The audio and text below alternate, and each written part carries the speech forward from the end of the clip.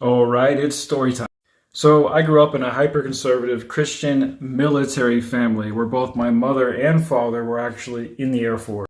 My mom ended up getting out after she got pregnant with me, but my dad stayed in and eventually did over 20 years, retiring as a lieutenant colonel.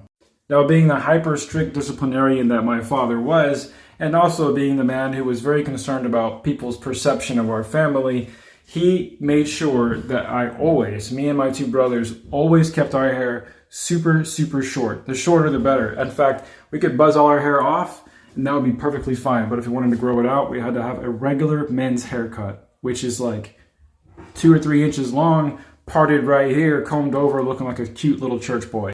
Now, I was born in '83, so it's kind of embarrassing to say this, but some of my childhood idols growing up when I was like 6, 7, 8, 9, 10 were like Jonathan Brandis and Jonathan Taylor Thomas and some of these other actors that were around during that time.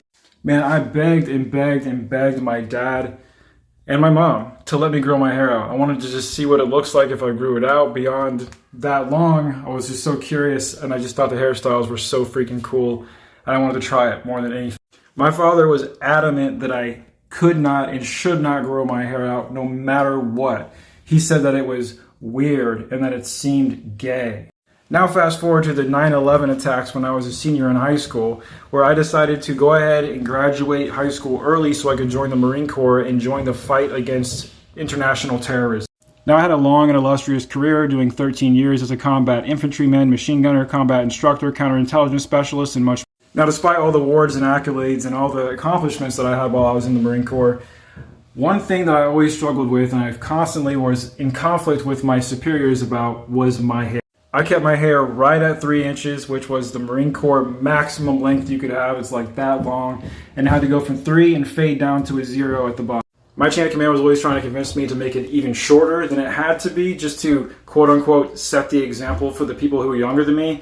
But my whole thing was like, look, if you want the standard to be different, then change the standard. Sort of like the Office Space Flare argument, if you remember that movie. Anyway, fast forward 13 years, I get out of the Marine Corps and I dedicate my entire life and income to Jesus Christ and evangelism. The first year I was out of the Marine Corps, I was super excited to finally grow my hair out and see what it looks like when it's beyond 3 inches.